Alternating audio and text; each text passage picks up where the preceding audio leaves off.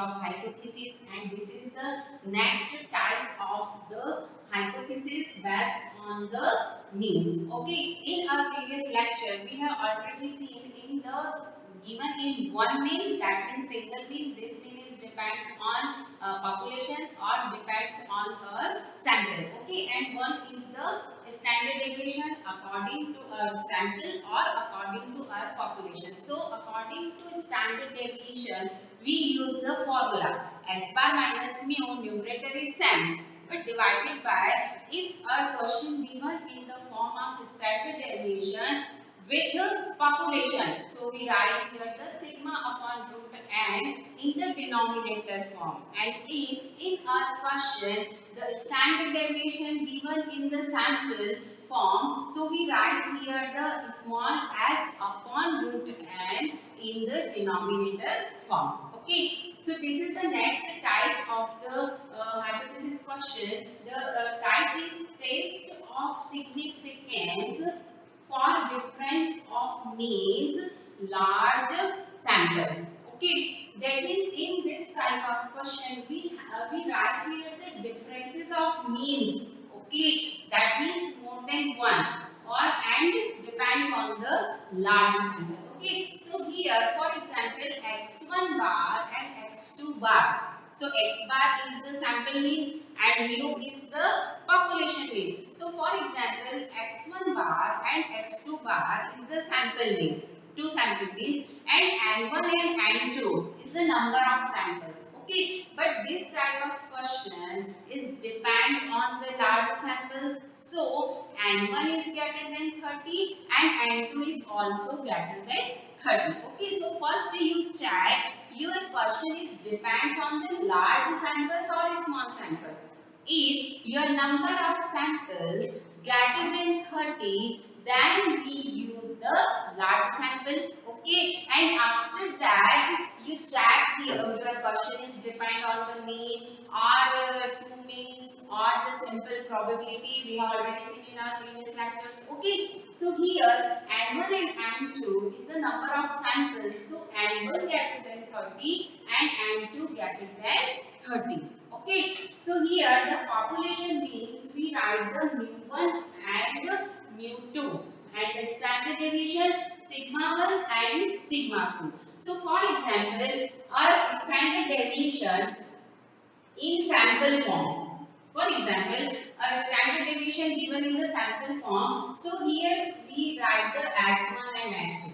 Got it? So here the formula of the Z is equal to x1 bar minus x2 bar divided by under root sigma 1 square upon n1 plus sigma 2 square upon n2. Okay, so in case this is the standard deviation in the population form. Okay, in the population form. But in case in a question given in the standard deviation with a sample form. So our formula is Z is equal to x1 bar minus x2 bar divided by under root s1 square upon n1 plus s2 square upon n2. Okay, so this is our formula, and after that we write the null hypothesis. So null hypothesis is always, actual way we find the null hypothesis is always in the population. Okay, because our question given in the population form, but we survey in some small samples. Okay, so here the null hypothesis, if we write the null hypothesis, then we write the mu1 is equal to mu2. Got it? Null hypothesis. But we write the alternative hypothesis. So mu1 not equal to mu2. Got it? So in case mu1 greater than mu2 or mu2 greater than mu1.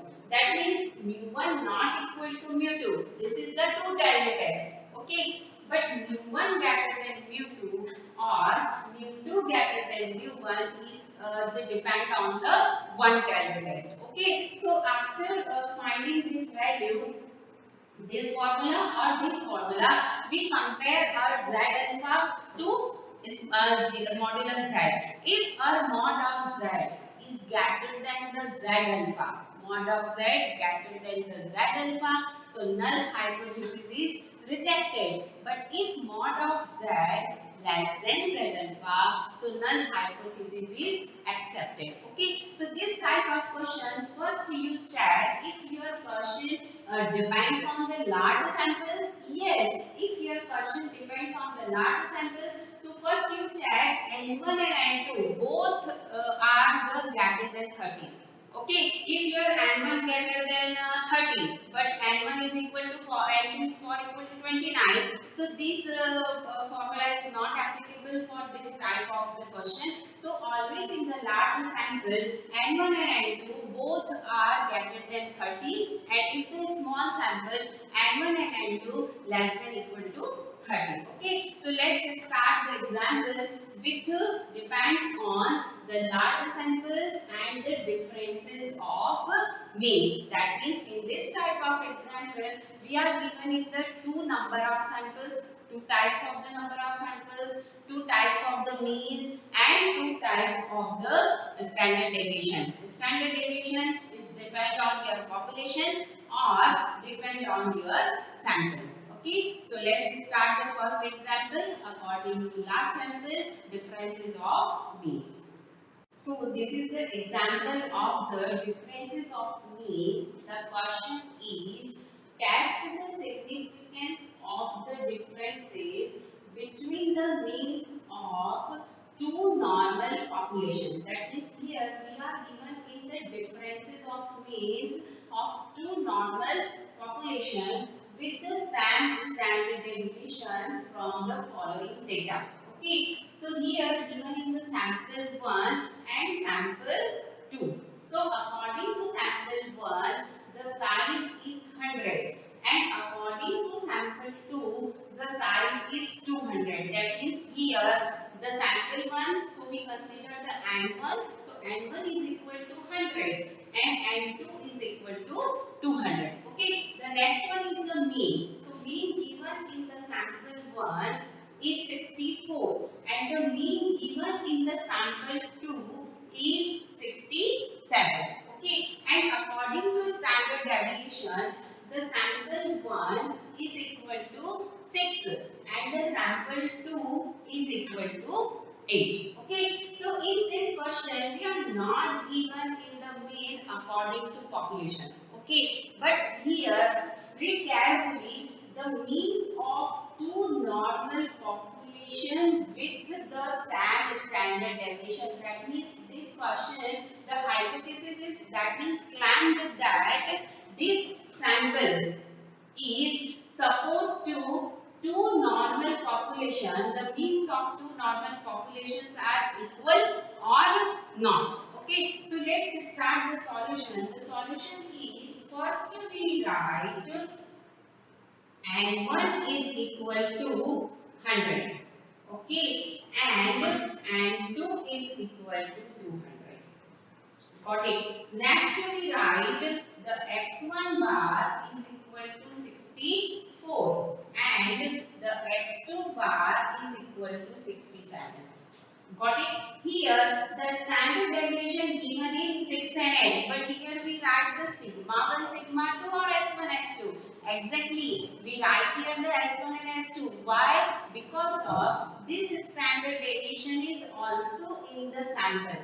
Okay, so we write here s1 is equal to 6 and s2 is equal to 8. Okay, so first we write all these values given in our question. That means we write here two samples, N1 is equal to 100 and N2 is equal to 200. We write here the two means, x1 is equal to 64 and x2 is equal to 67. We write here the two standard deviation, s1 is equal to 6 and s2 is equal to 8. Okay, so let's start first 6 step. So first we write here the null hypothesis. That is null hypothesis we write here H naught.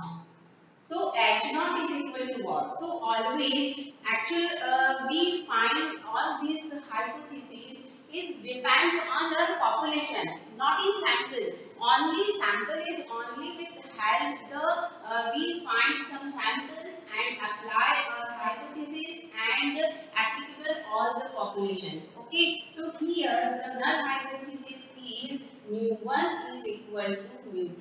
That means the means of two normal populations are same or standard deviation same. Okay, so you write here the means of two populations with the same standard deviation. This is the null hypothesis. So alternative hypothesis is what?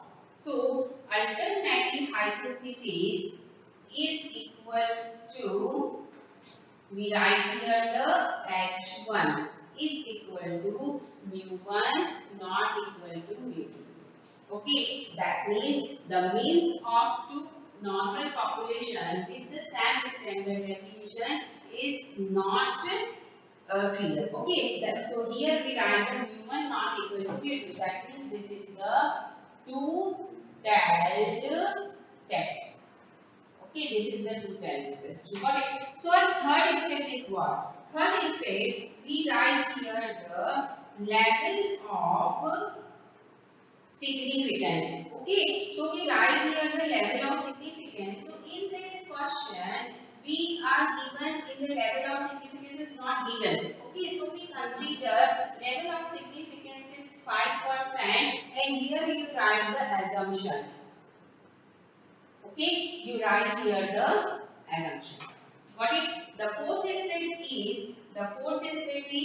test static. So we write here test static. Test static, that means that is equal to, the formula is x1 bar minus x2 bar divided by root. Here the standard deviation given in the sample form. Okay, so we write here s1 square upon n1 plus s2 square upon n2. Okay, this is our formula. Okay, so first we put the values of in this formula. So z is equal to x1 bar. x1 bar, that means 64 minus x2 bar. x2 bar is equal to 67 divided by under root s1 square. So x1 is equal to 6.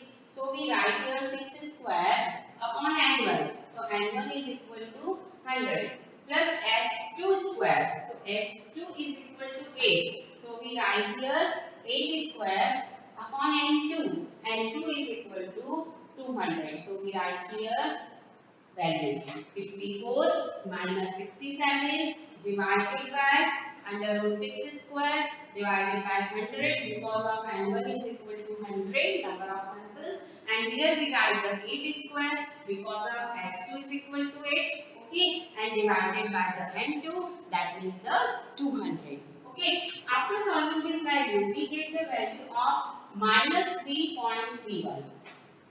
Okay, that means z is equal to minus 3.31. So mod of z is equal to 3.31. Got it? So our next step is what? Next step fifth is critical value.